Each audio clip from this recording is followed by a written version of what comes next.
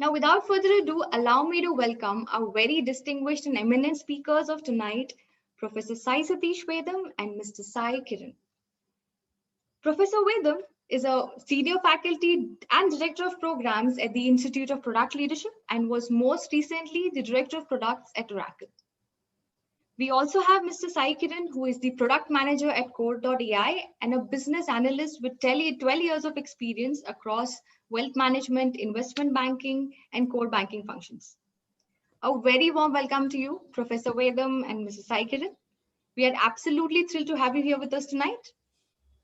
Professor Vedam, please take the session forward. Thank you, Shama. Good evening, all of you.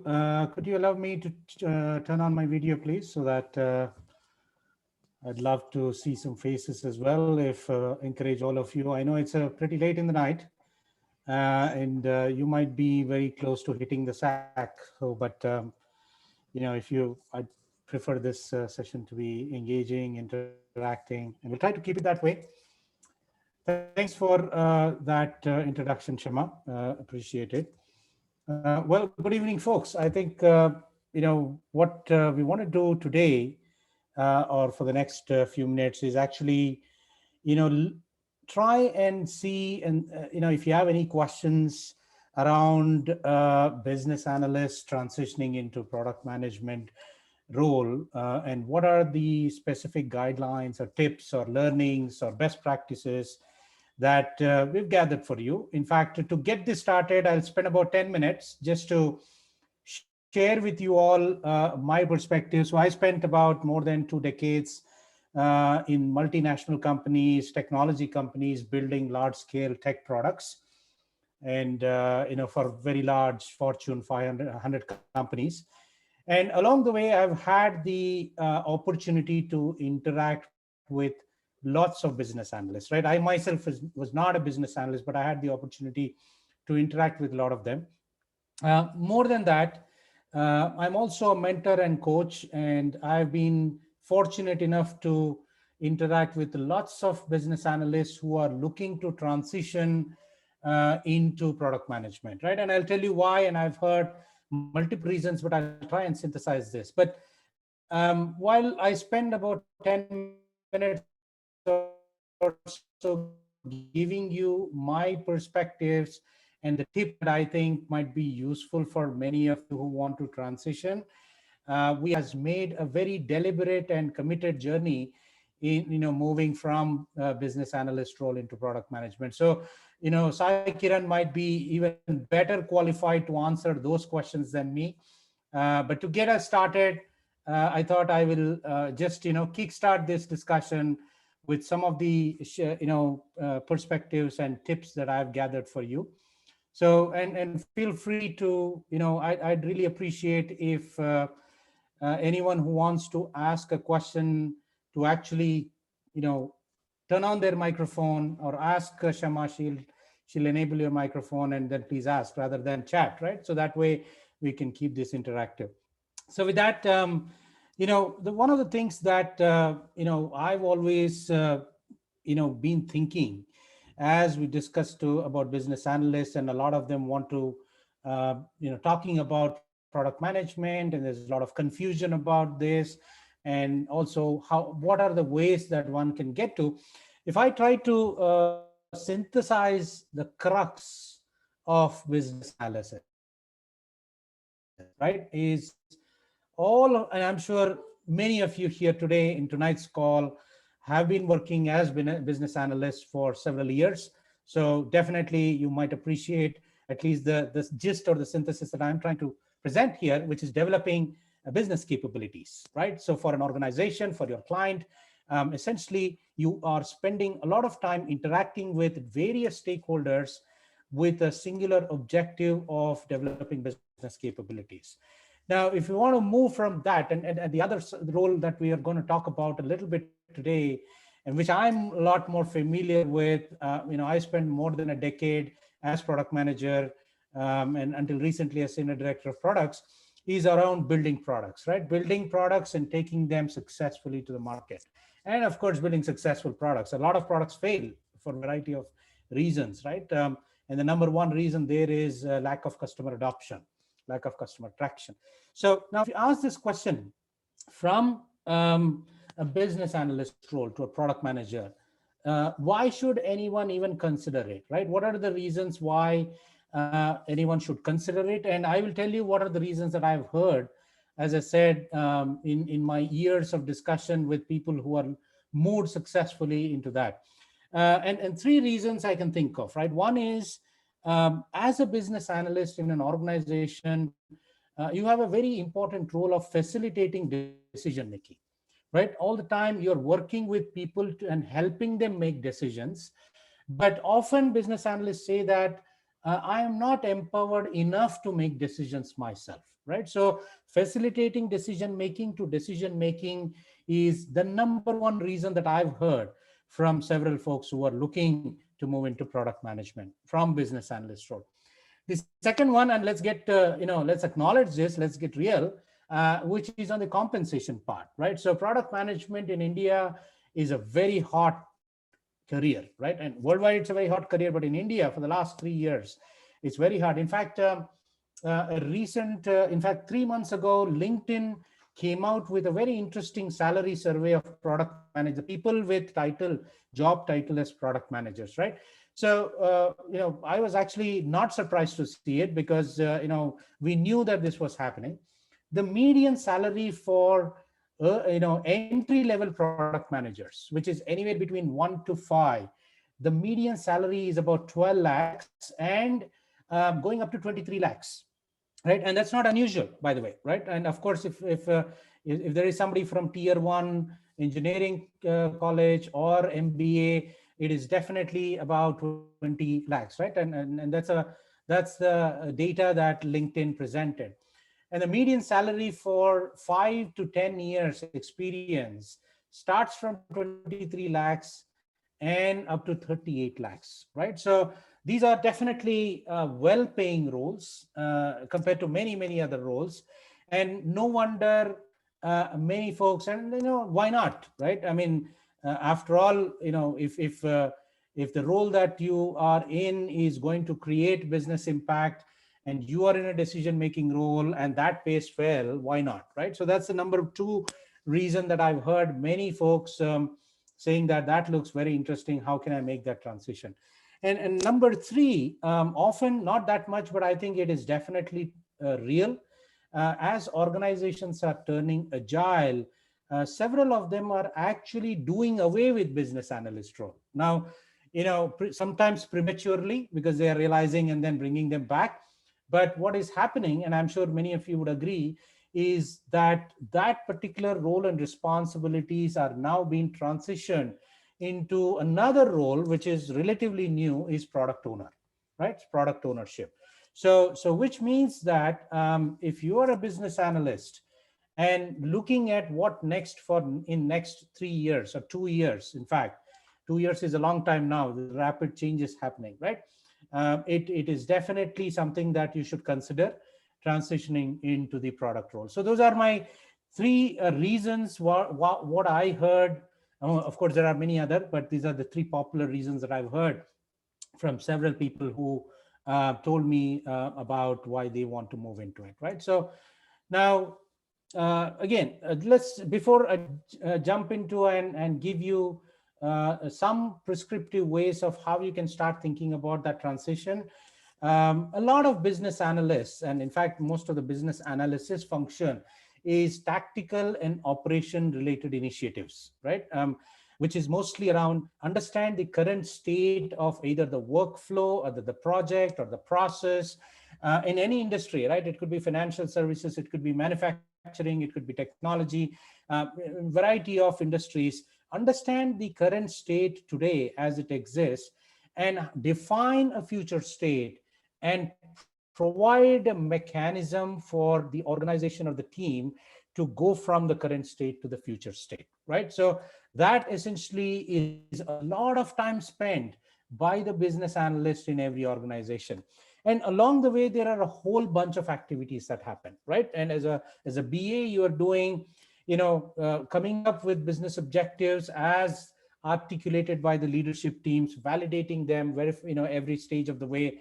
And then, of course, managing the requirements process. This is where most of the time is spent. Clarity in definition, communication of that definition to various stakeholders, including mostly development and engineering teams. That's where you spend a lot of time.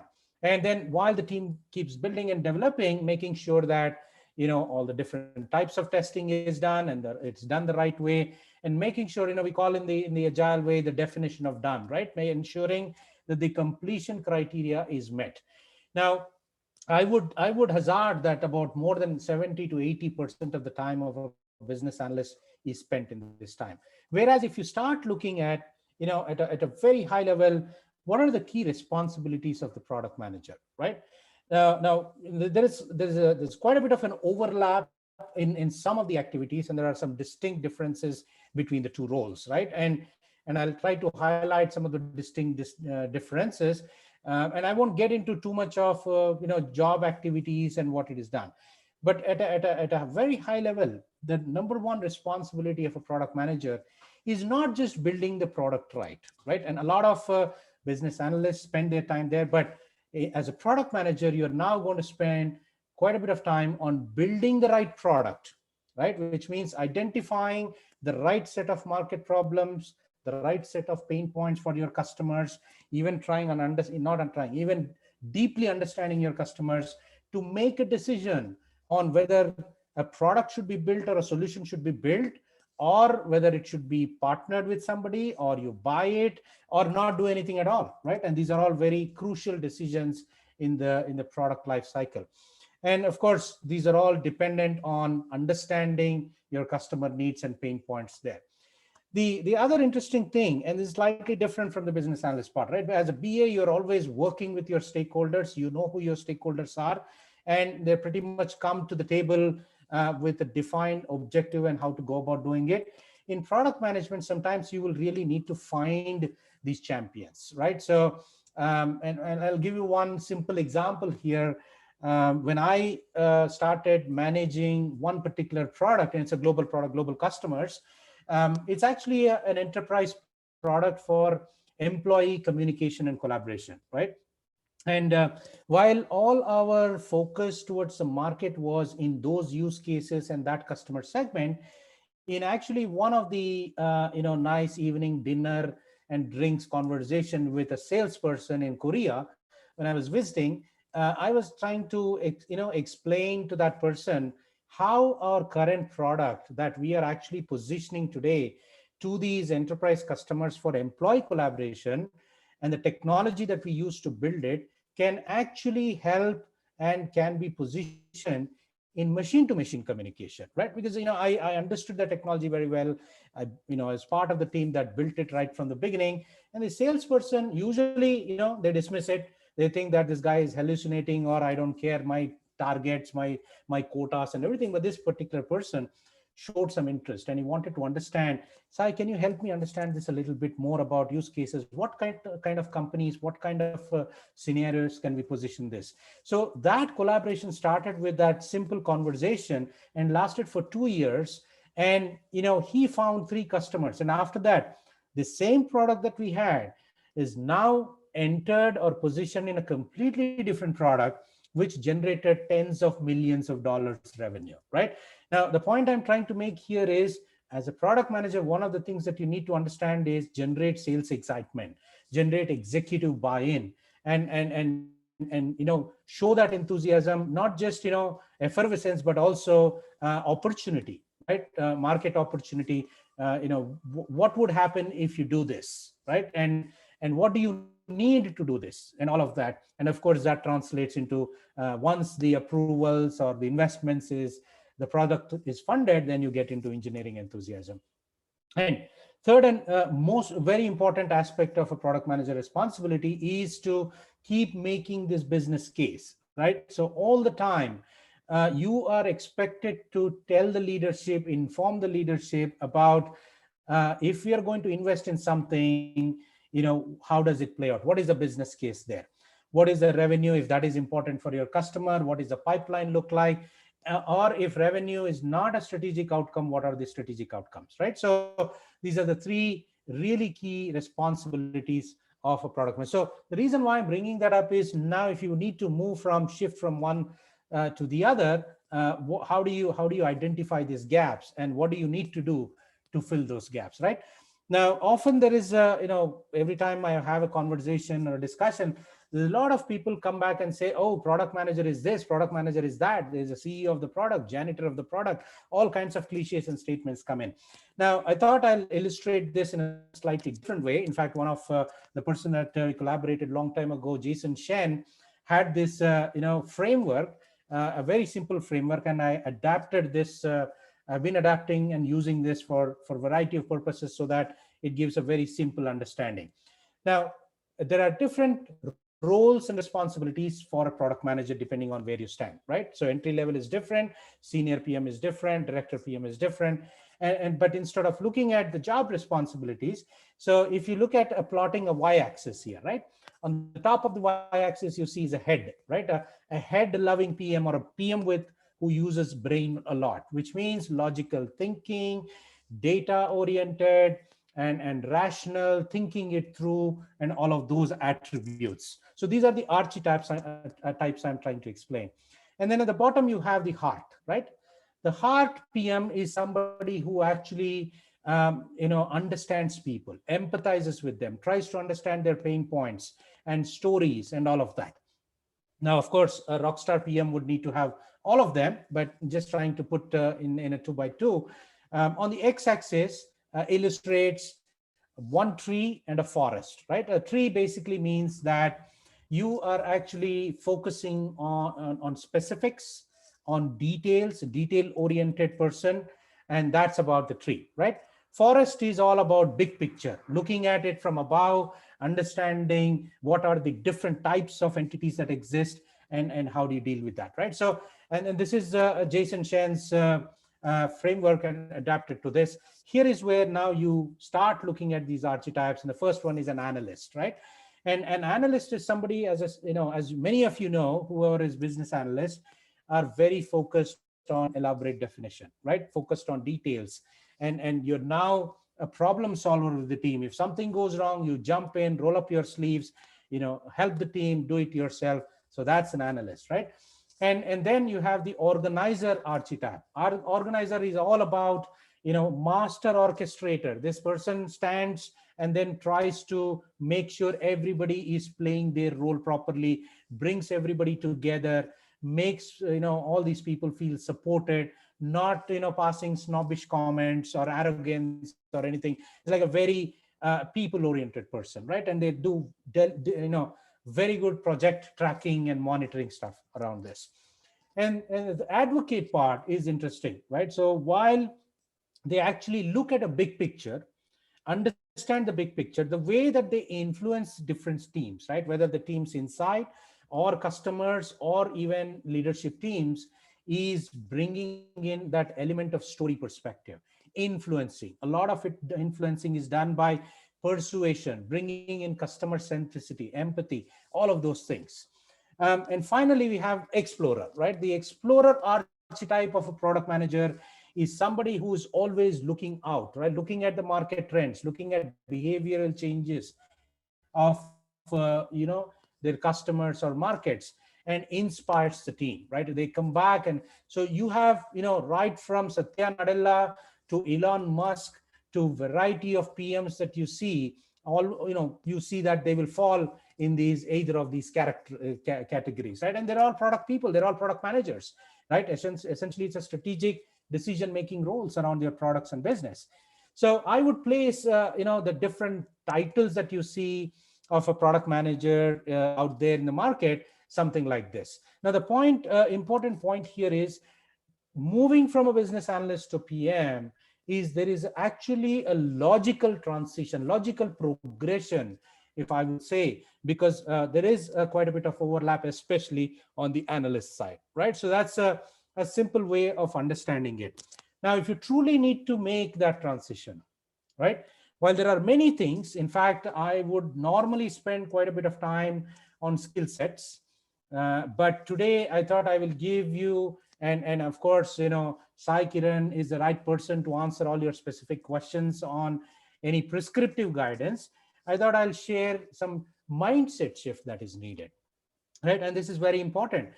Number one thing that needs to happen is start thinking, moving from a tactical day-to-day operations focus to more strategic. Now, what does that mean? Meaning that you start thinking about moving from managing projects. Earlier we used to say to products, but now I would say it's not even products, it's the experiences, right? It's the product or a service that delights the customer, not just meets their needs, right? If you meet their needs, there are so many alternatives today, and customer has choices today to choose.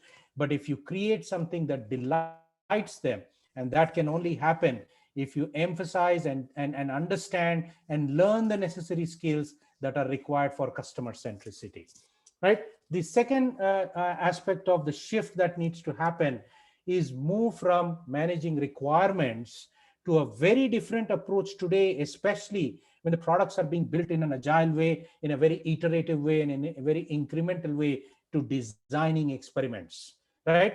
Pretty much everything that is done today in the products, when you talk about requirement, when you talk about a user story, often we think them about requirements, prioritization, and all of that, which is true. But now you need to think about, how do I create this user story as an experiment so that we can test it, get the feedback, and decide what to do with it, right? So that's all about moving to the strategic aspect. And business analysts often don't get to do prioritization of initiatives, projects, and even requirements.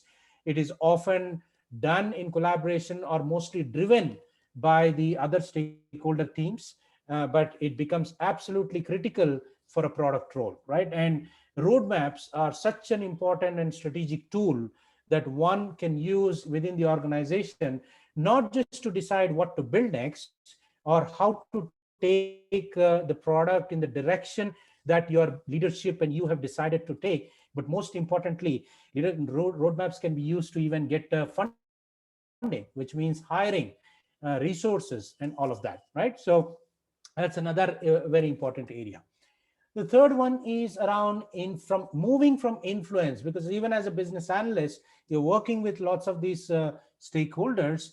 You really need to move to decision making role, right? So bottom line is, from following the direction of the different teams or leadership teams, you are now going to be in a role to set the direction for the product, and that is very empowering, but at the same time comes with a lot of responsibility, right? So that is why product management job is all the responsibility without any credit, right? You have to be a certain type of a person to be able to appreciate and take that. If you're not, then it might get into a little trip. So quickly, 3 tips, right, on how you can make this transition from my perspective. And I know this has been proven. Several people have used this mechanism. Of course, there are many, but I'll just restrict myself to 3 of them today here, right? Build cross-functional skills. It is not just enough to work with a cross-functional team. If you don't have a working knowledge of cross-functional skills, for example, design, for example, product marketing, understanding sales, understanding business finance, understanding money, how to make a business case. All of these things are absolutely required skills, right? So, and this, of course, naturally make your collaboration with the cross-functional teams very easy, right? Because now you're talking their language. And I'll try to skip this in the interest of time, but get to learning too. And this is something that, if there is one thing that I want you to take away from this, at least from my point perspectives here, is stop decorating that resume, right? Please don't build 3 pages, 4 pages, 5 pages. I've seen 14 pages resumes. I'm pretty sure many of you have done some impressive work over the years, but start focusing more on how can you demonstrate that to the prospective hiring manager, right? Because remember, start thinking yourself as a product. Now, if you start thinking yourself as a product, the number one question that you should ask is, whose problem are you solving? And what is that pain point that you're trying to solve? And why are you unique? What is your special sauce or secret sauce? And how do you show this off? How do you demonstrate this with the whole market? bunch of people so that you can actually differentiate yourself rather than just building that awesome resume, right? So everybody, every one of you, each one of you can actually spend some time and build those portfolio of assets, right? Many of you are authors, you write, you do videos. If not, start thinking and start doing those things, right? You want to differentiate yourself from the very crowded job market, especially in product management. There are hundreds of resumes that go in for every job that is thrown, right? So the third one, and a very important one, and I'm not tired of repeating this in multiple contexts, is who you know is sometimes more important than what you know. So you start getting into the habit of cultivating a network, right? Cultivating a network of people that you can offer something to them, and you can appreciate and learn from the others, and then continuously build that. And when, of course, when you need to leverage that network, it becomes much, much easier, because all of you agree that these days jobs, and especially if you are 10 plus years experience, the job opportunities mostly come through networks, right? Known people, people referring people. And of course, while there are hundreds and thousands of jobs on job portals, nobody is actually looking at those resumes, honestly, right? So those are the three tips. Just to summarize on a way to think about a career strategy to move from BA to product manager is build your cross-functional skills. And if you need to understand what those skills are, definitely schedule a call with a potential mentor or a coach. That's one of the most underrated thing in this country, right? All of us believe that we need a mentor or a coach, but few people take that initiative to do that. I think there is a bit of hesitation, but that's a whole point of removing hesitation, giving you confidence and direction is a point about one-on-one coachings, right? And build your portfolio. Along the way, you will also boost your personal brand, right? If you don't build a digital and personal brand today as a professional, then it is going to be hard to differentiate yourself from this.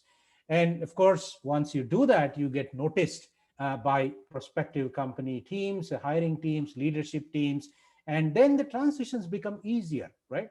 Lots and lots of examples that I know that have happened, in the context of IPL.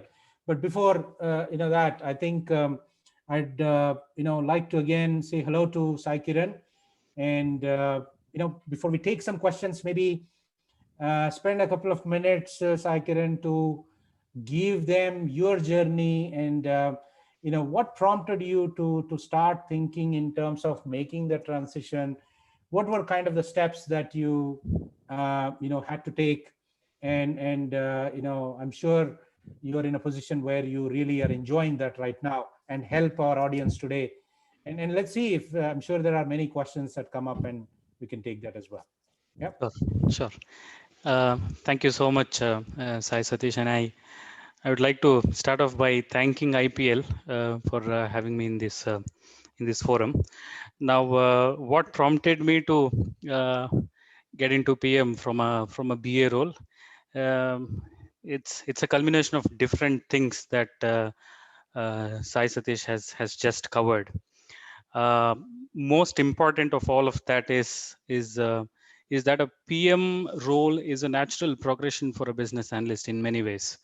So we've just seen the responsibilities or different roles that a business analyst would be playing, especially in terms of decision making, and that is a strong overlap with a PM role. So yeah, and that's, while that is the most important reason why one should be aiming for a transition from BA to PM. The other important reason is also, business analyst role. I'm being brutally honest about this in the interest of everybody. So business analyst role is a thankless job. Let's be honest about it. We, most of the times, business analyst is only playing a second fiddle, because it's the tech. We are working in a tech industry, and it's dominated by the technical folks, and if one is a techno-functional BA, then it's good. But if one is not a techno-functional, is purely a is purely a functional BA, then it's going to get all the more difficult, and it's going to be dominated by the tech teams, and it's a thankless job. We are always playing a second fiddle. Compensation. So it's a culmination of various things that prompted me to look out for a PM role, and thanks to IPL, I could make that transition happen. Thank you, Sai Satish. Super. Thank you, Kiran, for that. And just for some context, how long?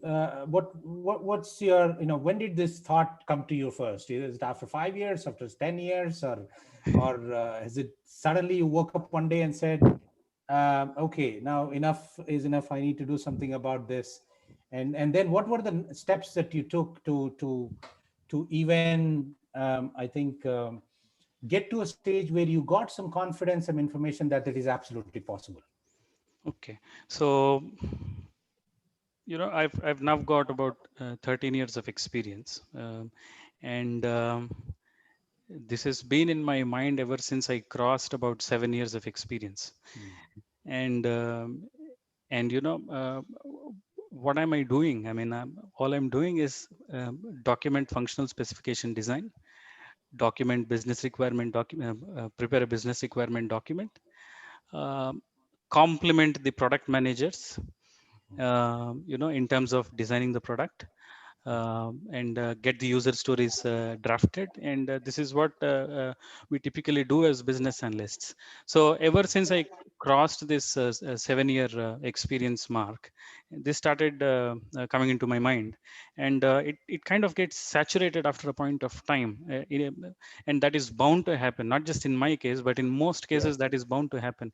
It gets saturated after a point of time, and yeah, if one is uncomfortable with their comfortable lives, so one would obviously look out for this option. Yeah. Great. Okay. Awesome. Okay, so I think we should open up for Q&A and see if there are any Absolutely, questions. sir. I agree. So, audience, you can go ahead and ask your questions. You can raise your hand and I shall unmute you for asking questions. So, please do not shy away, guys. Let's make the most of this session. I see 2 hands already. So, let's take this first question from Shri. Shri, please go ahead and ask your question. Hi, Shama. Thank you for unmuting me. Hi, everyone. Hi to the Sri, your panelists. voice is very feeble. We're not able to, at least I'm not able to hear you. I don't know if it's just me, but Okay. Thanks, SaiSatish. How about now? this is better. Yeah. Okay, great. First of all, I really like the content in the webinar today, especially the graph on what roles should one pick up with respect to the orientation in thought. Thank So you. that really helped me. So I am a senior business analyst with 6+ years of experience, and I am at the juncture of my career to do something more with my skills and capabilities.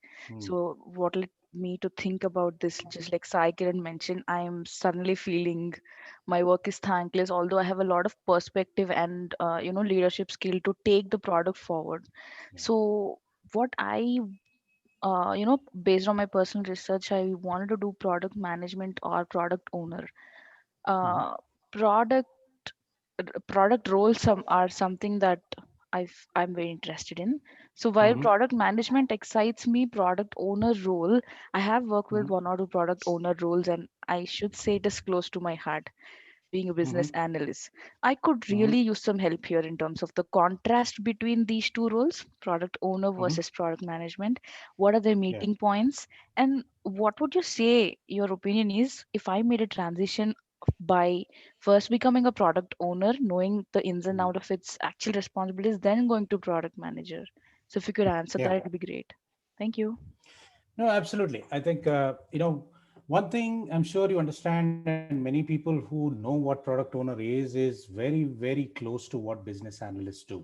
It's a lot of it is inward looking, right? The roles are very inward looking, working with the engineering teams, development teams, making sure the requirements are clear, they are articulated well, and bring in all these different stakeholders. I'm not talking about different types of stakeholders that you have in BA, including clients and customers, but here mostly around a designer, right? A marketer, a developer, a QA, all of them bringing together and making sure that everybody is clear on what needs to be done, right? But they're not in a position to decide why something should be done and should something be done, right?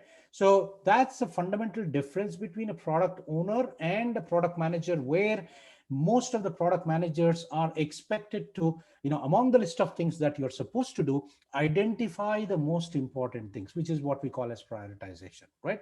And prioritization is not an easy job. It's not like, if you're on the other side, which is you're seeing a list 1 to 10, it feels like, hey, woke up in the morning, product manager woke up and thought that this should be number 3.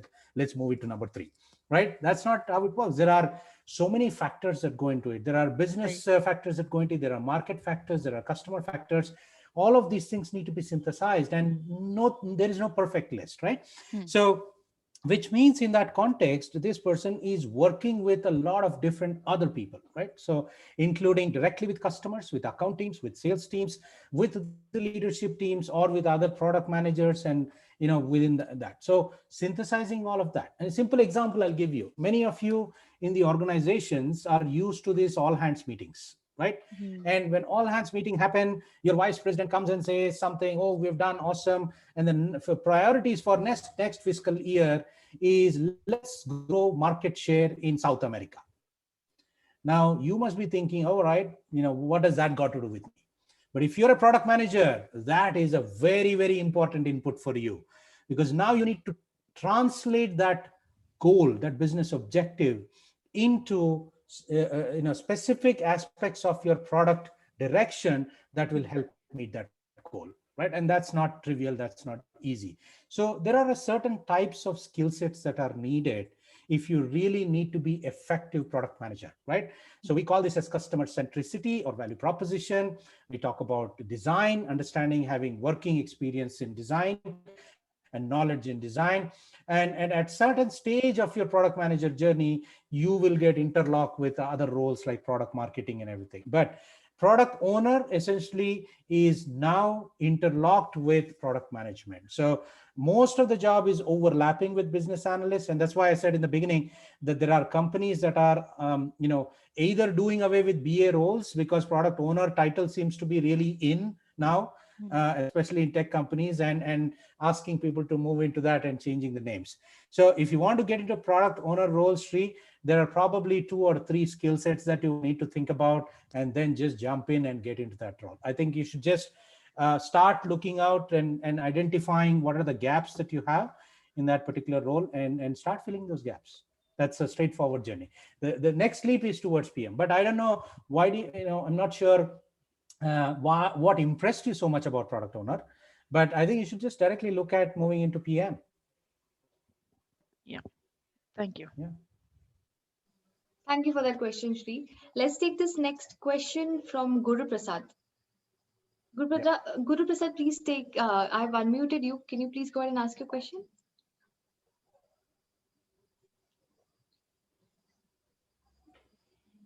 Are you there?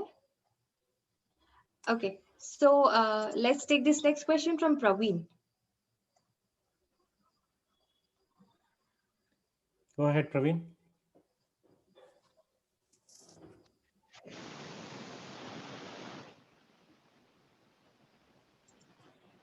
Okay, looks like there's some audio issue with him. So meanwhile, we'll take a question from the Q&A section. Okay. So actually, Guru Prasad has texted his question. He wants to know the difference between product solution manager and product manager. Are both the same? Product solution manager. This is the first time I'm hearing this title. I'm sure. So here is a thing to think about product manager, right? Product manager should not be solution focused, period. Product manager should be focused on identifying the market problems. When I say market problems, specific pain points and problems that exist for a set of people, right? And when you say set of people, they have certain behavior, certain purchasing patterns, certain certain requirements and needs. And we give them names like customer segment and market segment and all of that. So number one focus for a product manager should be identifying those pain points and then coming back to the team and defining what are the set of problems that we want to solve as a priority, and then working with the experts. Who are the experts to build a solution? It is not the product manager. It's the engineering team. It's the development team. They are the experts to build it. And hence the solution should come from that team, not the product manager. So this is the product solution manager title itself is scary to me right now, right? But hopefully you get the gist of it. All right. So let's take this next question from Amit Shah. Amit Shah, please go and ask your question. Hi, are you able to hear me? Yes, Amit. A little feeble. Can you talk a little louder? Okay. Any better now? Yes. Yeah. Okay, thanks. Well, I'm also a senior business analyst, having about 8 years plus business analyst experience. So now, if I were to think of making a transition to product management role, so when I get started, would I be put into the bracket of 1 to 5 years of beginner PM role? That is for the first question. The second was, what or to what extent of technical background is required for a PM role? I think Sai Kiran is the best person to answer. Yeah, I am daring to answer that. What was the first thing you asked, Amit? 8 years, and will you be put into the 1 to 5 year bucket? I don't think that is going to happen because in my case it didn't happen. I'm not saying that because it didn't happen in my case it will not happen in any case, but that is very unlikely to happen because this is about your experience being utilized by the company. Your rich experience, 8 years of experience is not a joke. So you've gained so much of experience, and it's going to add immense value to the organization. Could be you might be new to the role, but you're not new to the industry itself. So that's not going to happen. Number one. The second, what was the second one you asked? The technical background of the so experience. so again, if I have to share my experience with you, I'm into wealth management, capital markets, investment banking, and that kind of a domain. I am completely non-technical. I do not know ABC of coding. A lot of kids these days, thanks to White Hat Junior, would be far better than I am when it comes to coding. So I'm zero in coding. But that doesn't stop us from achieving what we want, because as a business analyst, probably my I felt I'm handicapped a bit when it comes to the technical skills, but really as a PM, I don't think that's a hurdle at all. Yeah. So yeah. Yeah, Sorry. I think Sai Kiran seems to have found an amazing employer who values truly his business analytics, domain knowledge, and all of that. But Amit, I think these are very genuine questions that you're asking, and these are common questions, right? One is, don't give away that amazing experience or expertise that you have built on 7 to 8 years. Leverage that. Find a way to leverage that, right?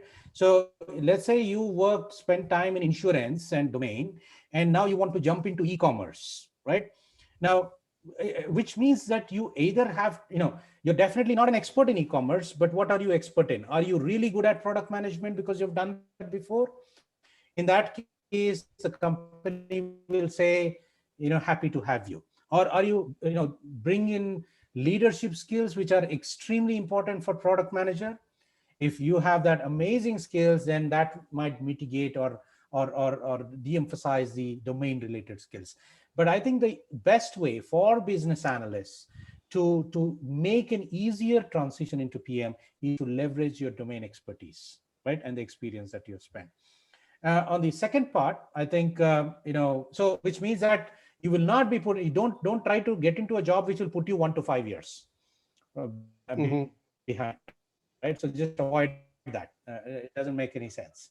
unless of course the other things are awesome, that you got a 40%, 50% hike and you're happy with that. That's something that you can make decision on. But on the second part of it, right, was the second question that you asked, which is on the technical aspect. All said and done, if you're working in a company that is building products using technology, you are expected to understand technology. You're expected to know enough to have the good conversations with the team, but you're not expected to be a programmer or a developer or an architect, because that's not your job. Your job is not to come up with engineering work or a solution work. There are experts with it, right? So, but then of course you should understand a bit about when somebody comes to you and say, hey, is this this is going to cost 3 months delay, to upgrading this database is going to cost us 3-month delay. Then if you don't know what a database is, then you're going to say either kill it or make it, right? So which means that you should know enough about what that does, and so that's the important part of it. Yep, got it. Thanks. Sure. Thank you. Thank you, Amit, for that question. So the next question we'll take from Magesh. Magesh, please go ahead and ask your question.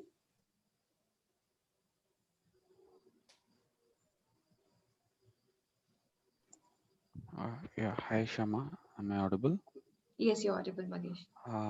Yeah, part of my question is already asked and answered. Great. Kiran, the thing is, even I come out of investment banking background, and I currently work as bus business analyst with Bank of New York Mellon Technology.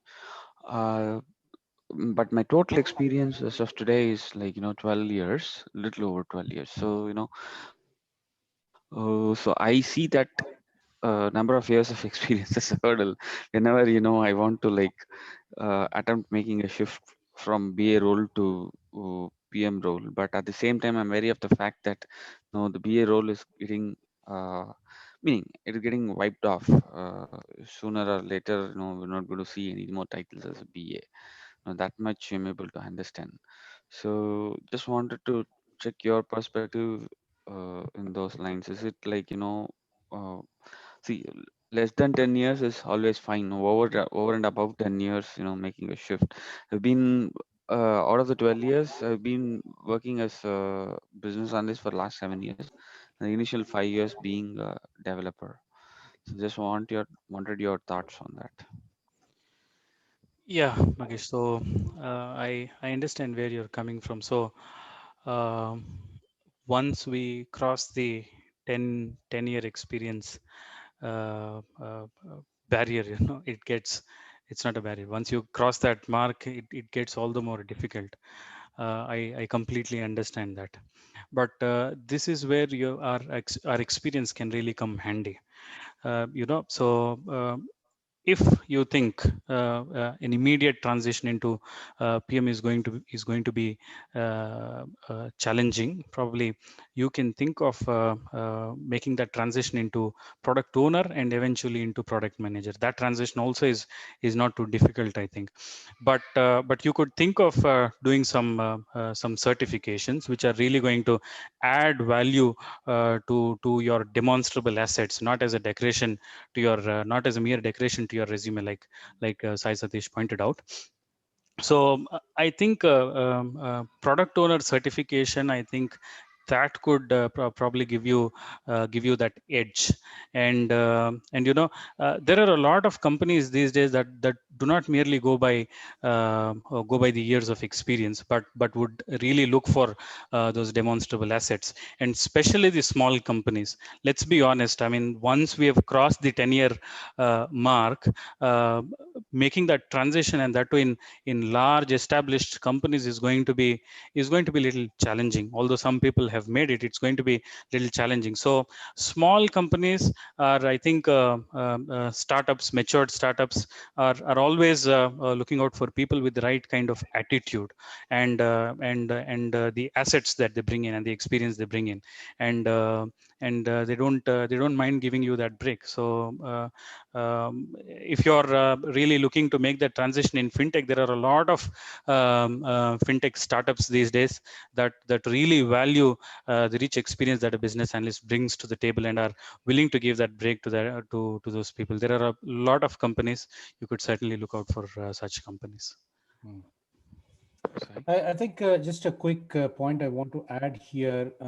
Often we get confused about, okay, I'm here, I have so much experience, but I want to get there.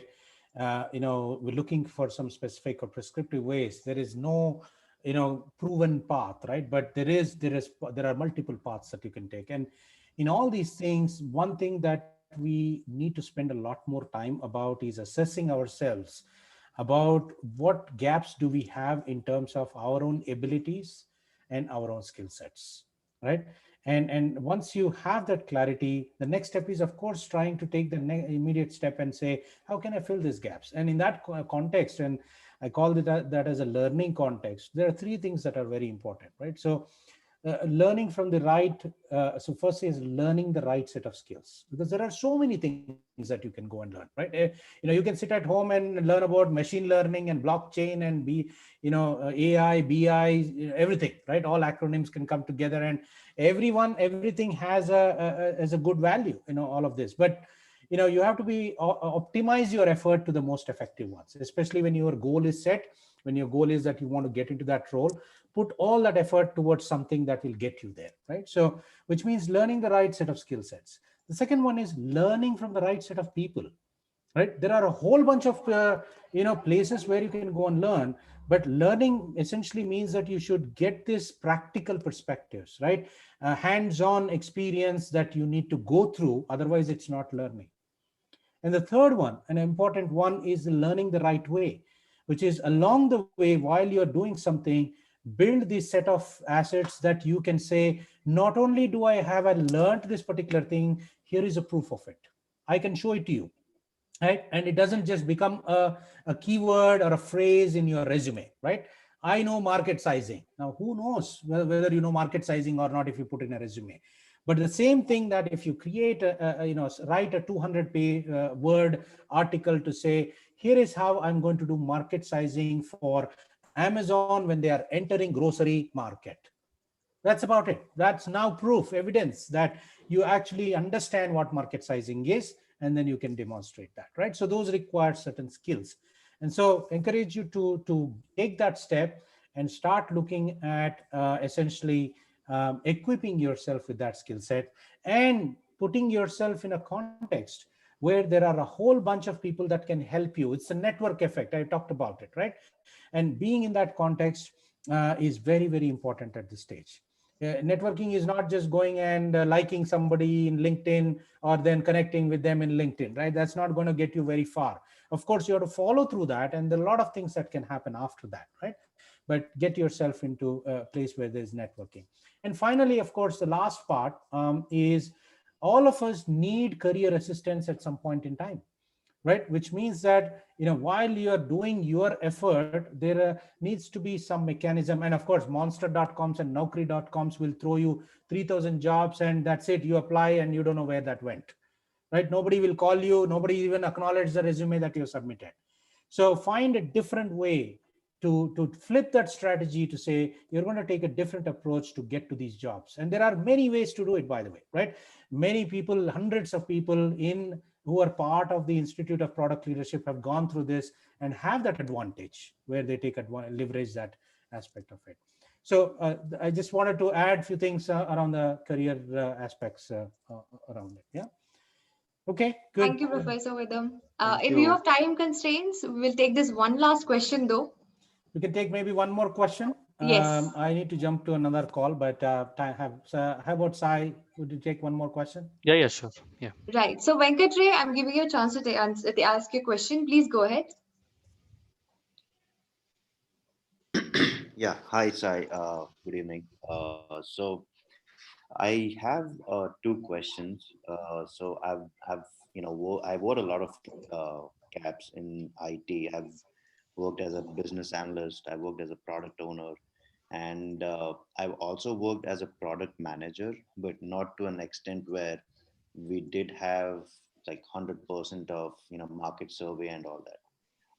So my role was mostly about implementing new products for a wealth management platform that we had built. And when I'm in, you know, I was in the wealth management domain.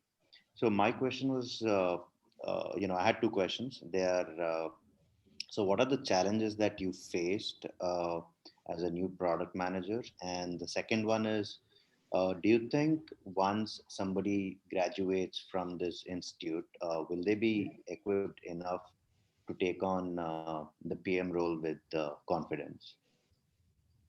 Wait, just Sai Kiran, before you answer that, looks like that's a popular question. Many folks have asked that, including Shruti, who's asking, how is your career transition journey so far?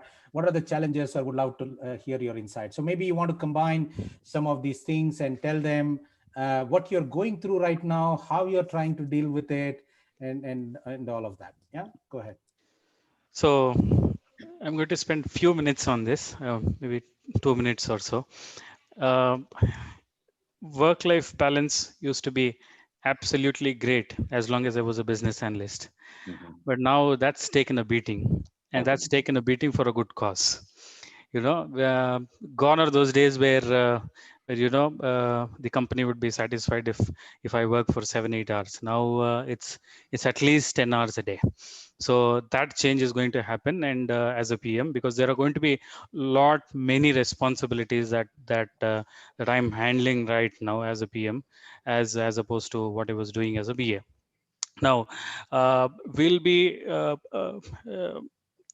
it's a small setup that I'm working in currently, as opposed to the large organizations that I was associated with as business analyst. So that cushion is not going to be there. So we'll be immersed deep into it, and there'll be so many questions from so many different stakeholders, and at that moment, even if we do not know the answer, by the end of the day, it is the responsibility of the PM to get those questions answered. So different questions bombarded by different people, from sales, from marketing, from UX designers. So we should be equipped to answer all these questions. The scope of the role is going to increase tremendously, exponentially, and the exposure that we get, I'm being honest in what I'm saying, uh, the exposure that I got uh, recently is much more than the exposure that I've got over last 11 12 years. Because in large organizations, we will our role as a business analyst will be very restricted. The scope is very limited. I do not know what's happening with the sales. I do not forget the roadmap. I do not even get to know what the product backlog looks like. All So if you're fortunate enough, you'll be owning a backlog as a business analyst, but that's it. But as a product manager, now I know at least what the product roadmap looks like. I can probably own the product roadmap if I prove myself. I know what's going to happen with the product in the next in the coming year. I know what's going to happen to the product over the next few quarters. I know the clients that are in the pipeline. I'm interacting with the clients. I'm interacting with sales. So it's overwhelming. Initially, it'll be a little intimidating, but if we are equipped enough, that's not going to be a problem at all. And honestly speaking, courses like ICPM and EMBA are going to boost your confidence tremendously. Because without that, forget. I mean, that the transition itself becomes a little challenging unless you've got strong conviction and commitment towards what you're doing. But courses like these are going to make the transition or the journey absolutely smooth, especially with mentors. It's going to make the journey absolutely smooth. And the use Super. cases that you actually worked upon, while you were actually taking this course, do you think you were able to adapt these use cases or be able to think in the real life, because of these, think effectively, in real life because of these use cases? Do you think that you would have stumbled upon you know, something if Definitely. these use cases weren't there. Definitely, I would have failed miserably had I not gone through this. I'll give you an example. For preparing a marketing collateral, a product marketer reached out to me and was asking, "What does this? Can you tell me what this feature is all about, or can you tell me who are the intended users for this? Because I was just wondering who is this collateral being prepared for?" And he said, "Top of the funnel." If you do not go through the course product marketing there, you will not understand what he's basically talking, and you cannot cut a sorry figure and say, "Oh, sorry, what is top of the funnel?" No. So I just gave you an example, but the use Yeah. cases, the case studies, the assignments, I think probably if you get in touch with someone from IPL, they're going to talk, they're going to brief you about the course. It's really hands on. It'll definitely boost your confidence, Okay. and it'll equip you well for the PM role, for sure, undoubtedly. I'm not saying this as a representative of IPL. I'm being honest in what I'm saying. Yeah. Thank you. Thanks a Yeah, lot. no problem. Super. So I think before we close, we don't want to, upset Prashanto, my Mishra here. He's been asking, raising hand. So I'll read out the quick question and see, Sai, Kiran, if you can take that. As working as a senior BA, but last job in COVID.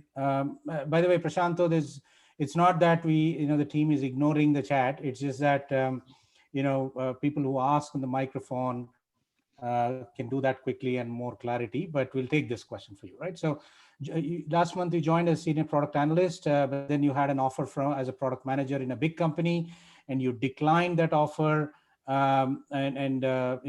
Mainly it looks like compensation was not that great. So your question is, should I regret this decision later, or am I going to regret this decision later, right? So interesting question. um, my point of view that is that once you get into a product manager role, compensation will be least of your worries. So that's a simple way of telling. I won't tell you whether you have made the right decision or not. But Sai Kiran, do you have anything else to add to that, or? With respect to compensation, I think I unless you grow as a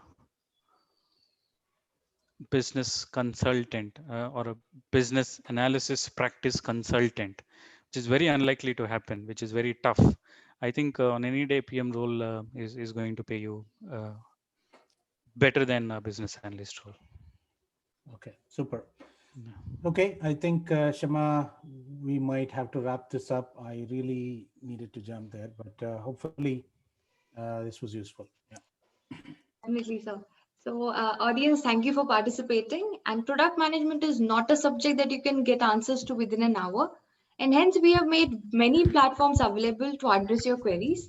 You can book a 30-minute session with our faculty by scanning the QR code on the screen. You can also reach out to us on our website for detailed information on the ICPM Flex program or any other courses offered by the Institute. Thank you, Professor Vedam and Sai Kiran, for taking the time off of your busy schedule to share your valuable insights. It was a Thank you so pleasure much. having you here. Appreciate it. Thank you, Sai Kiran. Bye. Thank you. Thank you once Thank you, again. faculty. Have a great Thank you. night. Thank you all. Bye. Thank you. And audience, thank you for joining in. It was great interacting with you all. You can also email us at engage@ipl.edu.in. And do not forget to register for the upcoming Insight 2020 webinar session tomorrow. And with that note, I end tonight's session. Happy learning and stay skilled. Have a great night.